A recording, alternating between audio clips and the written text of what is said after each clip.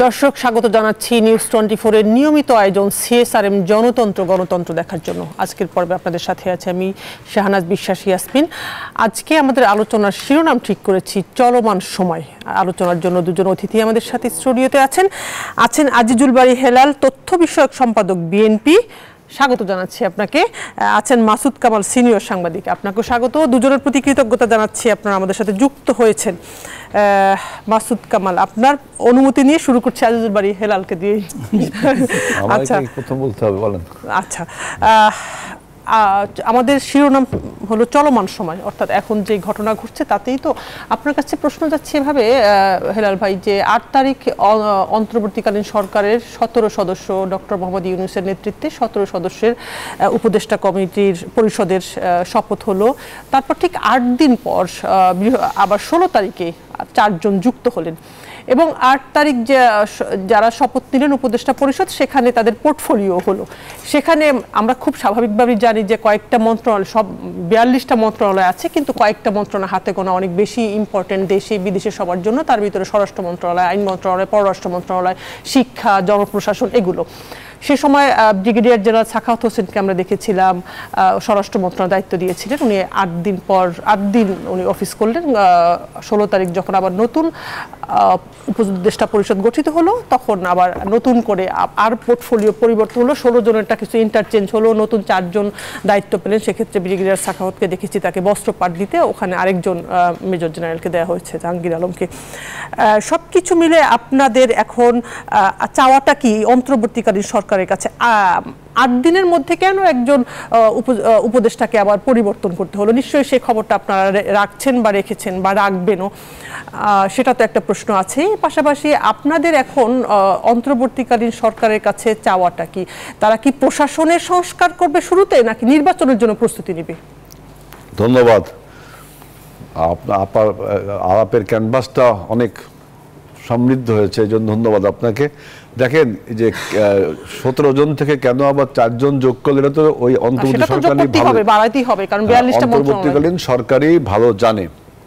এবং আমাদের যে স্টেট ক্রাফট বা অ্যাডমিনিস্ট্রেশন ক্রাফট বা সরকার, এটা তো একটা বিগ ব্যাপার। এখানে তো লোকজন আরো জনবল, এটা নিয়ে কোনো আলোচনা। আপনি যেটা বলছেন যে বিএনপির চাওয়াটা কি, বিএনপির চাওয়াটা হলো জনগণের চাওয়াটা কি। বিএনপি তো জনগণের বাইরের দল না, বিএনপি হলো জনসমর্থিত। জনগণের কি চাওয়া? জনগণের চাওয়াটা ছিল যে, প্রথম চাওয়াটা ছিল যে গণতন্ত্রটাকে ফিরিয়ে আনা, গণতান্ত্রিক পরিবেশ সৃষ্টি করা। আচ্ছা, আর একটা হলো যে ভোটিং যে রাইট আমাদের নষ্ট হয়ে গেছিল, সেই ভোটিং রাইটটা ফিরিয়ে আনা। এই দুইটার জন্য তারপর সাথে যোগ হয়েছিল আমাদের কোটা সংস্কার আন্দোলনটা। একটা স্ফুলিঙ্গের মতো ছিল। মানে আমাদের যে আন্দোলন, এই আন্দোলনের ব্যাপ্তিকালের আপনার 34 দিনের যে দুনিয়া কাঁপানো 34 দিন যে সরকার আপনার পতন হলো, কিন্তু 34 দিনের আগেও এর একটা ব্যাপ্তিকাল আছে। ধরেন 2009 সাল থেকে আমরা এই ফ্যাসিবাদের বিরুদ্ধে লড়ছি, সারা বাংলাদেশের মানুষই লড়ছে। এটা লাস্ট 34 দিনে আপনার এটা আপনারা আরো ভাইব্রেন্ট হয়ে আপনার সরকার পতন হলো। এখন আমাদের চাওয়া, আপনি একটা কথা বলছেন যে সংস্কার, হ্যাঁ, যে সমস্ত জিনিস আপনার এমন কিছু কাজ করা যাবে না যে জিনিসগুলো করতে যায় একটা ক্লামজি চলে আসে, জনগণ বিরক্তি হয়ে যায়। এখন যদি বলেন যে পুলিশ প্রশাসনের সংস্কার করা দরকার বা পুলিশ আইনের সংস্কার দরকার, how long it will take to do the reformation, কতদিন সময় লাগবে, তাই না? প্রশাসনের সংস্কার দরকার, বিভিন্ন জায়গার সংস্কার দরকার। যতই যা বলেন, এই সংস্কারে আপনি পলিসি ফর্মুলা সব দিতে পারেন, কিন্তু ইমপ্লিমেন্ট করবে হলো আপনার রাজনৈতিক দলগুলো। এটা কিন্তু একটা গুরুত্বপূর্ণ বিষয়। সুতরাং আমাদের এই অন্তর্বর্তীকালীন সরকার হলো আমাদের সকলের সরকার। আমরা যারা বিরোধী দল আছি আজকে বাংলাদেশের অন্তর্বর্তীকালীন সরকার ভার্সাস আমরা তাদেরকে সহায়তা করি, তাদেরকে সম্মান করি এবং আমরা বিরোধী দলের মতোই কাজ করব, যাতে এই সরকারের ভুল ত্রুটি, তারপরে আপনার ওয়াচ করা, এই সবই আমরা করব। তার মানে না সরকারের বিরোধিতা, এই অন্তর্বর্তীকালীন সরকারের বিরোধিতা করা, আমরা এটাকে সাপোর্ট করে করছি। সুতরাং এই সরকারকে, যেহেতু এর আগে 111-এর সরকার যে ক্লামজি ওয়ার্ক তারা হাতে নিয়েছিল, যে বিভিন্ন রকম সংস্কার, একে সমস্যা ওই সমস্যা, নির্বাচন থেকে সরে আসা, যেটা করতে গিয়েছিল সেটা যেন এই সরকারের কারণে, এই সরকারের একটা গণ অভ্যুত্থানের মাধ্যমে সকল মানুষের সমর্থন নিয়ে একটা গণ অভ্যুত্থানের মাধ্যমে এই সরকারের আবির্ভাব হচ্ছে এবং এই সরকারকে আমরা সবাই সম্মান জানাই।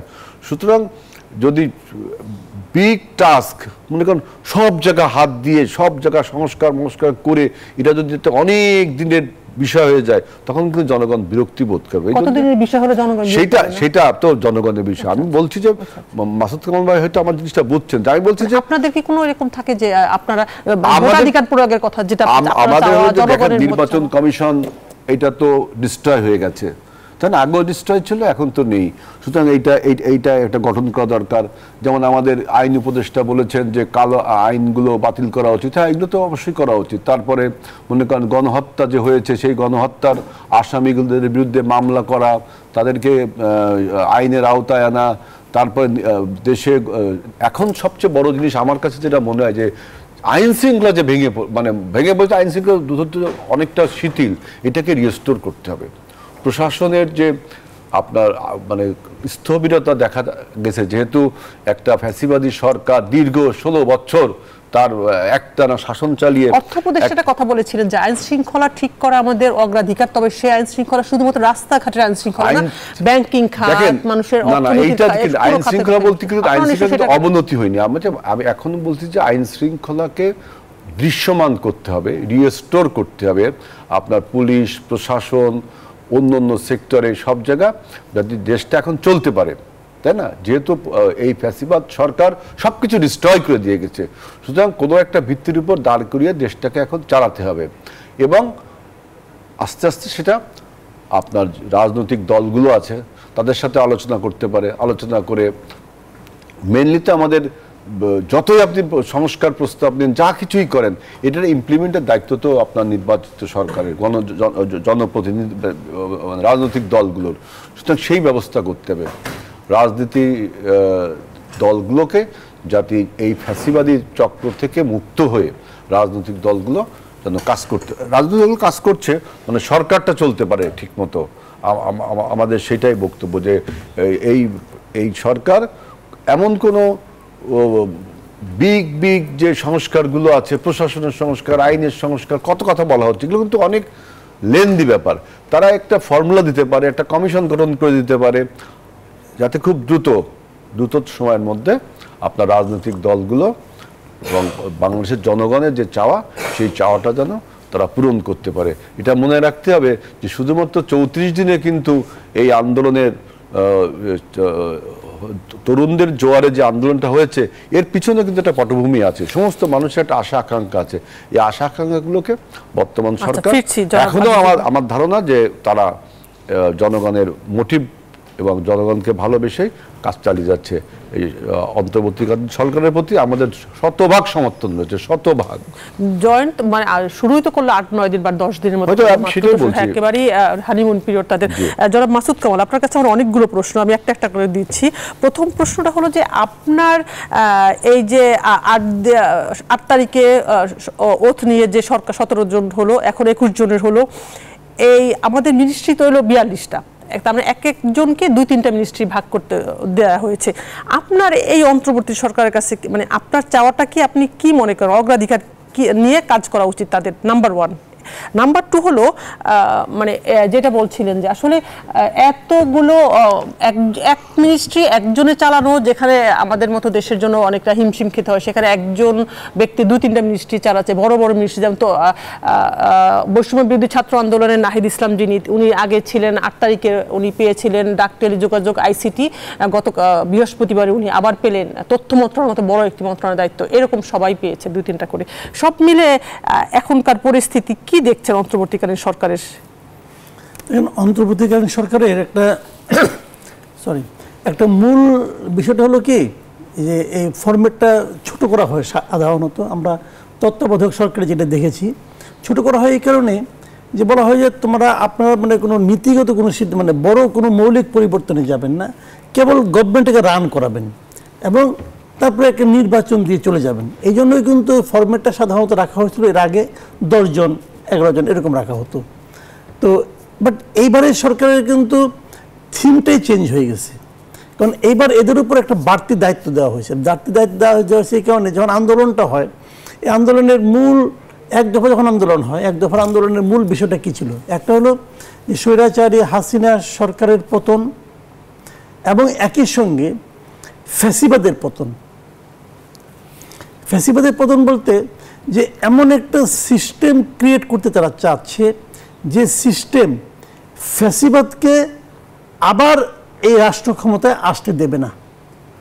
এমন একটা পদ্ধতি করতে হবে যে পদ্ধতি ইটসেলফ একজন মানুষকে স্বৈরাচার হতে বাধা দেবে, একজন মানুষকে স্বৈরাচারে পরিণত হতে বাধা দেবে সিস্টেমটার কারণে। তার মানে তার বিভিন্ন জায়গায় জবাবদিহিতা থাকবে। যেমন যে জিনিসটা নাকি শেখ হাসিনা ছিল না, শেখ হাসিনা তো কারো কাছে কোনো জবাবদিহিতা ছিল না। তো ওই রকম যেন আরেকজন শেখ হাসিনা তৈরি না হয়। তো এই যে মূল কাজটা, এই কাজটা কে করবে তাহলে? আজকে আমি দেখলাম যে ভারতীয় একটা পত্রিকায় আমাদের যে সাবেক প্রধান বিচারপতি ছিলেন সিনহা সাহেব একটা ইন্টারভিউ, উনি একটা কথা বলেছেন যে এই সরকার তো সাংবিধানিকভাবে বৈধ না। এই কথাটা কিন্তু সত্য, আসলে সাংবিধানিকভাবে বৈধ না। যে আন্দোলনটা হয়েছে, আন্দোলনটাকে সাংবিধানিকভাবে বৈধ ছিল না তো। শেখ হাসিনার যে পতন হয়েছে, আন্দোলনের কোনো বৈধতা প্রয়োজন হয়? এই যে এতক্ষণে পয়েন্ট আসছেন, আমি ওইটাই বলতে চাচ্ছি, আন্দোলনের বৈধতা লাগে না। আবার শেখ হাসিনার যে চলে যাওয়াটা, এটাও কি সাংবিধানিকভাবে বৈধ না তো। একটা বাংলাদেশের সংবিধান একটা প্রধানমন্ত্রীর এরকম বিদায়টাকে অ্যালাউ করে না, তাকে বলতে হবে ইলেকশনের মাধ্যমে হবে। কাজেই সব জায়গায় সংবিধান খুঁজলে আপনি কিছুই পাবেন না। যে জিনিসটা সিনহা সাহেব তত্ত্বগতভাবে ঠিক বলেছেন, এটা সাংবিধানিকভাবে বৈধ না। বলেছেন এখন যে অন্তর্বর্তীকালীন সরকার আমাদের যে সংবিধান আছে সেটা না, এটা যখন দেশের এমন একটা ক্রান্তির সময় এইটা রাষ্ট্রপতির আদেশ সেটা হলো এবং তখন হাইকোর্ট থেকে একটা রুল জারি করলো এটার বৈধতা দেওয়ার জন্য। বিষয়টা এইরকমই এখন চলতেছে। আর হাইকোর্ট রুল জারি না করলে কি চলতো না? তাও চলতো, কোনো সমস্যা হতো না। হাইকোর্টের রুল নিয়ে কি তারা যাত্রা শুরু করছে? তা তো করে নাই। এখন প্রশ্নটা হলো কি, দেখেন আইন অনেক কিছুই আছে, সংবিধানও অনেক কিছু আছে, কিন্তু সবচেয়ে বড় আইন হইল জনগণের ইচ্ছা। জনগণ কি চায়, পিপুলস উইল, এটা হলো সবচেয়ে বড় আইন। এইটার প্রয়োজনের প্রেক্ষিতে যদি এর সঙ্গে যা মিলবে না সেটা বাতিল হয়ে যাবে, অটোমেটিক বাতিল হয়ে যাবে। তো এখন এদেশের জনগণ চাচ্ছে এমন একটা সিস্টেম আপনি ক্রিয়েট করবেন যে সিস্টেমের মাধ্যমে আরেকটা স্বৈরাচারের জন্ম না হবে।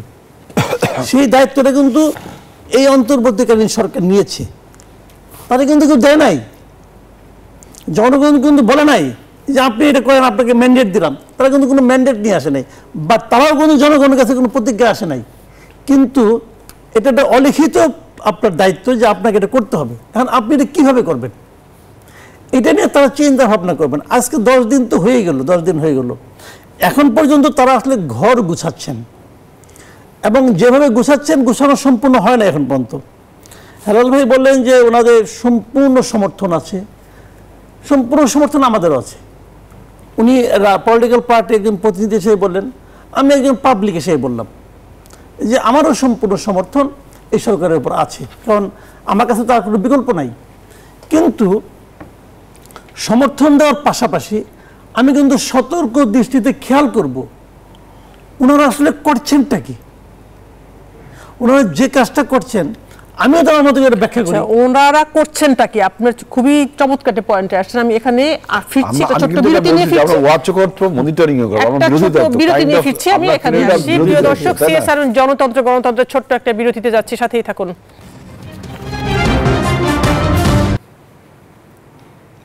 দর্শক আবারও স্বাগত জানাচ্ছি নিউজ 24 এর নিয়মিত আয়োজন সিএসআর গণতন্ত্র দেখার জন্য। আবারও যাচ্ছি আজিজুল বারী হেলাল আপনার কাছেই। আজকে বিএনপির স্থায়ী কমিটির নতুন সদস্য হাফিজউদ্দিন আহমেদ বলেছিলেন বিপ্লবের সফল পরিণতি দেখতে চায় বিএনপি। নাম্বার 1, তিনি বলেন জনগণের কাছে বিএনপিকে নিশ্চিত করতে হবে তারা ক্ষমতায় গিয়ে আওয়ামী লীগের শাসন ফেরাবে না। যুগপৎ আন্দোলনের নেতাদের দাবি গণহত্যার দায়ে আওয়ামী লীগকে নিষিদ্ধ করে শেখ হাসিনার বিচার করতে হবে। আপনার কাছে 3টি বিষয় নিয়ে বলেছেন, প্রথম প্রশ্নটাই করছে, বিপ্লবের সফল পরিণতি দেখতে চায় বিএনপি, সফল পরিণতিটা কি রকম? আমার প্রথম বক্তব্য হলো যে আপনার বিপ্লব আসলে কি এটা বিপ্লব না এটা গণ অভ্যুত্থান, এটা একটা বিষয়। বিপ্লব যদি হতো তাহলে শাহাবুদ্দিন চুপ্পুর কাছে আপনি শপথ দিতেন না। বিপ্লব হলে তো টোটাল আগের যা কিছু সব ভেঙে চুরে নতুন কিছু। তারপরেও এটার কাইন্ড অফ পলিটিক্যাল রেটরিক, একটা জনশ্রুতি যে এটা বিপ্লব করেছি, কিন্তু ব্যাকরণগতভাবে এটা হলো একটা গণ অভ্যুত্থান। সেই গণ অভ্যুত্থানের যে সরকার, সেই সরকার ফলে যে অন্তর্বর্তীকালীন সরকার সফল পরিণতি দেখতে চায়, অর্থাৎ আমাদের স্ট্যান্ডিং কমিটিটা বুঝাইতে চেয়েছেন যে সফল পরিণতি কী হবে, যখন গণতন্ত্র রিএস্টাবলিশড হবে, ভোটের অধিকার ফিরে আসবে, এবং মাসুদ ভাই যেটা বলছে যে ফ্যাসিবাদ যেন আর ফিরে আসতে না পারে। মাসুদ ভাইয়ের এই কথাটা কিন্তু গুরুত্বপূর্ণ, যে ফ্যাসিবাদ যেন ফিরে না আসতে পারে। ফ্যাসিবাদ যদি ফিরে না আসতে পারে, এই কথাটা মিনিং করতে যায় যদি আপনি বলেন যে আমাকে আরও বেশি সময় লাগবে এই ফ্যাসিবাদকে ফিরিয়ে নিয়ে আসা, কারণ ফ্যাসিবাদ বাংলাদেশে যে সমস্ত প্রতীকের সৃষ্টি করেছে, বাংলাদেশে বিভিন্ন রকম যে বীজ বপন করেছে বাংলাদেশে, সেইগুলোকে আপনার ধুয়ে মুছে ফেলতে গেলে আপনাকে দ্বিতীয় বিশ্বযুদ্ধের সময় যেভাবে নাজি বাহিনী এবং তাদের যে লিডার হিটলারকে বাজেয়াপ্ত করা হয়েছিল, ব্যান করা হয়েছিল, যেহেতু যেমন বিডিআর বিদ্রোহের পরে বিডিআরের নাম চেঞ্জ করে বিজিবি করা হলো, তাই না? তাদের ড্রেসও চেঞ্জ করে দিল, ইদানিং শুনছি পুলিশেরও তাই। সুতরাং এই ফ্যাসিবাদ, এই আওয়ামী ফ্যাসিবাদকে আপনার যদি ফ্যাসিবাদ যেন ফিরে না আসে, সে ফ্যাসিবাদ তো আপনার প্রতীক তো আওয়ামী লীগ, সে যেন ফিরে না আসে,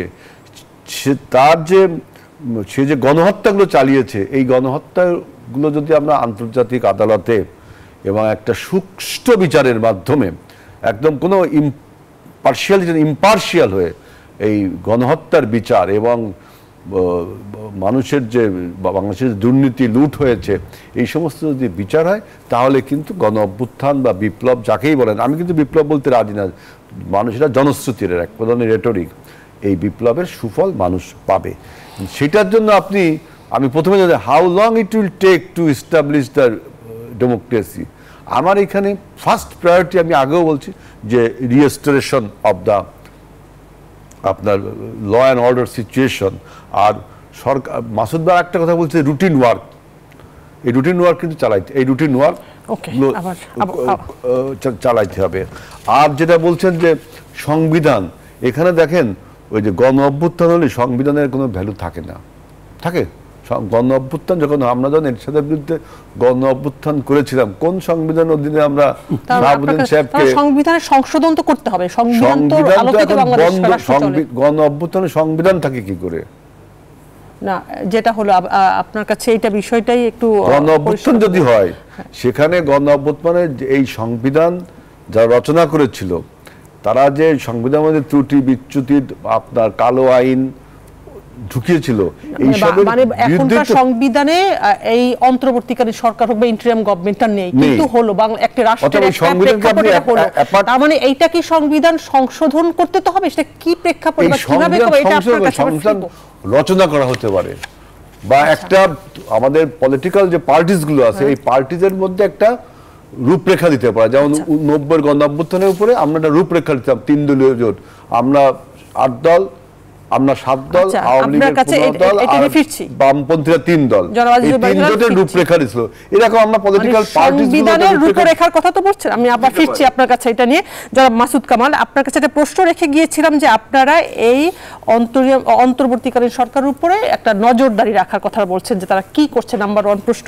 দ্বিতীয় প্রশ্ন মাসুদ ভাই, সেটা হলো যে আমরা গত 10 দিনে, মানে 1 সপ্তাহ তো অফিস করলো ইন্টারিম গভর্নমেন্ট, এর ভিতরে আমরা প্রশাসনে বড় একটা রদবদল দেখতে পাচ্ছি, উপর পর্যায়ে, একদম মধ্যম পর্যায় থেকে উপরের পর্যায় পর্যন্ত, এবং আজকে ছুটির দিন, গতকাল শুক্রবারে, আজকে শনিবার হচ্ছে, এইটাকে আপনি কিভাবে দেখছেন? আর আগের প্রশ্নটা দেখেন, একটা কথা আমি বলি, যে কোনো একটা কাজ আপনাকে যদি দায়িত্ব দেওয়া হয় না, আপনি কি করেন, ওই দায়িত্বটা নেওয়ার আগে একটু হোমওয়ার্ক করে নেন, যে আমি কোথায় যাব, কিভাবে করব, কাকে নিয়ে করব, একটু হোমওয়ার্ক তো থাকে। তো আমার কাছে মনে হয়েছে এই সরকার দায়িত্ব নিয়েছে উইদাউট এনি হোমওয়ার্ক, ওনাদের কোনো হোমওয়ার্ক ছিল না।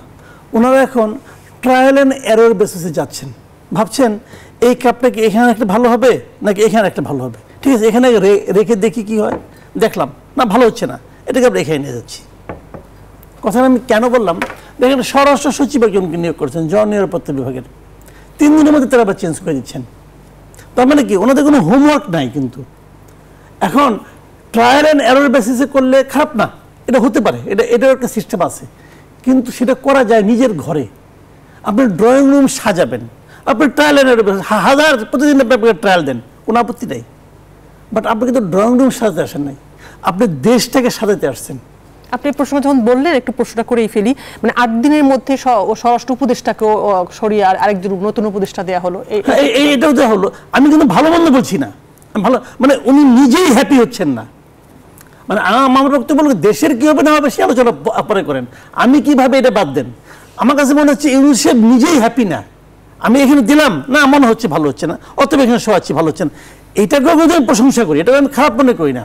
অনেকের আছে যা ভুল করছি ওইটাই চলবে, যেটা শেখ হাসিনা করতো, বলতে বললো কেন একটা বসাই দিত দিয়ে সবাই তারা সমালোচনা করে, না আমি বলছি যেটা করছি ওইটাই ঠিক, আমার কোনো ভুল নাই।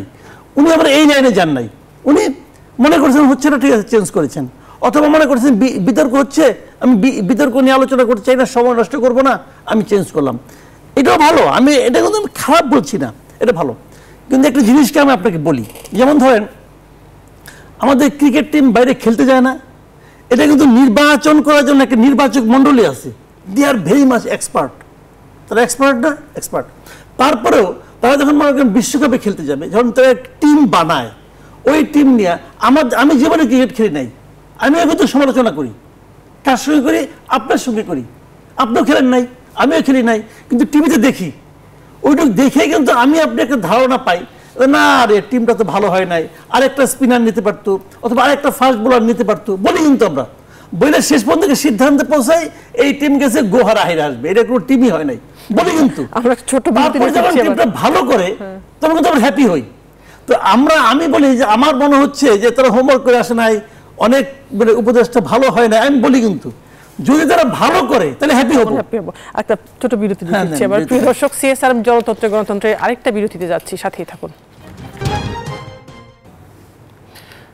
দর্শক আবারও স্বাগত জানাচ্ছি সিএসআরএম জনতন্ত্র গণতন্ত্র দেখার জন্য। এবার যাচ্ছি মাসুদ কামাল আপনার কাছে, শেষ করবো আজিজুল বারী হিলাল আপনাকে দিয়ে। আপনার কাছে যেটা প্রশ্ন সেটা হলো আজকে প্রধান উপদেষ্টা এর সাথে একটা গ্লোবাল সাউথ সামিটের, এটার ভারত অনুষ্ঠানরত ভয়েস অফ গ্লোবাল সাউথ সামিটের উদ্বোধনী সেশনে উনি কথা বলেছেন। সেখানে কয়েকটা বিষয় উনি বলেছেন, নির্বাচনী ব্যবস্থা, বিচার বিভাগ, অর্থনীতি, গণমাধ্যম এবং স্থানীয় সরকার সহ পুরো সিস্টেমকে নতুন করে সাজাতে চায় বাংলাদেশের নতুন সরকার। এইটা নিয়ে আপনার কাছে জানতে চাচ্ছি একদম শেষ পর্যায়ে, যেহেতু আমরা আসছি, এটা কতটুকু সম্ভব হবে, এটা করতে আসলে কি উনি যেটা বলছেন না, এটা আমরা চাই, এটা অবশ্যই আমরা চাই, বাট আমরা জনগণ পাশাপাশি এটা আমিও চাই, কিন্তু আমরা ওনার কাছে কি চাই, আমি ওনার কাছে চাই এটাকে রোড ম্যাপ। রোড ম্যাপটা কি, আপনি অনেক কিছু করতে চান, আমি আকাশে চাঁদ ধরতে চাই, চাইতেই পারি, চাওয়াটা কোনো অন্যায় না, বাট আপনি বলবেন ভাই তুমি কিভাবে ধরবা, একটা ওয়ে লাগবে তো, আকাশে চাঁদ আমি চাঁদ ধরবো, তাহলে আমার রকেটটা আছে নাকি নাই, নাকি আমার রকেট আমি বানাইতে হবো, বিষয়টা কি? তো এগুলো বলা এক জিনিস, মিষ্টি মিষ্টি কথা বলা এক জিনিস, আর সেটা বাস্তবায়ন করা আরেক জিনিস। উনি কথা বলেছেন, আমি আশাবাদী হয়েছি, নিশ্চয়ই উনি একটা বড় মানুষ, বিখ্যাত মানুষ, নিশ্চয়ই উনার একটা প্ল্যান আছে, বাট সেই প্ল্যানটা কি আপনাকে ইউ হ্যাভ টু শেয়ার ইট।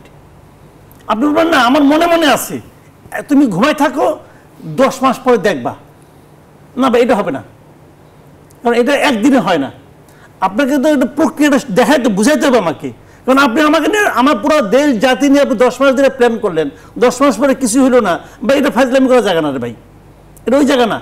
আপনাকে প্রতিটা মুহূর্তে ব্যাখ্যা করতে হবে, এক্সপ্লেন করতে হবে যে আপনি কি করতে চান, আপনি যা বলেন তাকে আপনি করতে পারেন। আমি একটা এক্সাম্পল দিয়ে বলি, এই সামিটেই উনি একটা কথা বলছে যেটা অনেক পত্রিকা শিরোনাম করছে, যে দুনিয়াটা চলবে ইয়াংদের দিয়া, ইয়াংদেরকে আগে আনতে হবে, এত ইয়াংদের উনি ভালোবাসেন, তো ওনার মন্ত্রিসভা সবার প্রায় অধিকাংশের বয়স তো মানে অ্যাবাভ 70% লোকের বয়স হলো অ্যাবাভ 70 ইয়ার্স, ইয়াং কই? দুজন আছে, ওই 2 বাচ্চা ছাড়া আর কে আছে বলেন আপনি? আপনাকে একেবারে শেষ পর্যন্ত উনি ইয়াংদের ভালোবাসেন, ইয়াংদের ব্যবহার করেন না কেন, সব বুড়া অবসরকে আনতেছেন কেন? শুনতে খারাপ শোনা যায়, আমার বাচন ভঙ্গি ভালো না, আমি এর জন্য ক্ষমা চাই, আমি অত মানে সুশীল হইতে বলতে পারতেছি না, বাট ইন্টারেস্টিং হলো আপনি করবেন, আমি খুব খুশি, আপনি আমাদের করবেন কিভাবে, রোড ম্যাপটা কি সেটা দেখাবেন না, এটা দেখান।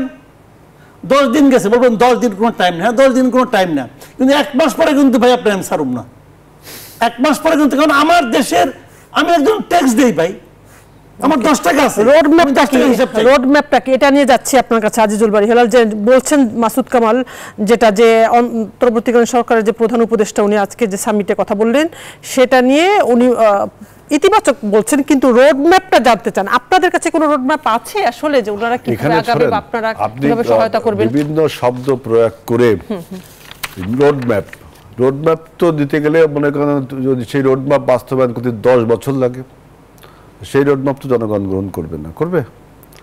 সুতরাং ডক্টর ইউনূস সাহেব যে কথাগুলো আজকে আপনার এই গ্লোবাল সামিটে বলছেন, সেখানে আমার বক্তব্য হলো যে উনি সবকিছু সংস্কার করতে চান। উনি একজন জ্ঞানী ব্যক্তি এবং বিশ্বনন্দিত ব্যক্তি।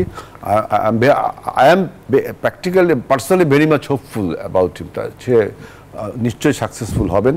তবে আমার মনে হয় উনি যদি কোনো ফর্মুলা দিতে পারেন, যে একটা ফর্মুলা দিতে পারেন যে এইভাবে আমরা রিফর্মটা করতে পারি, এইভাবে আমরা সংস্কারটা করতে পারি, এইভাবে পরিবর্তন করতে পারি, কিন্তু উনি যদি ইমপ্লিমেন্ট করতে চায় তখন কিন্তু প্রশ্ন এসে যাবে, তখন রোড ম্যাপের প্রয়োজন হবে।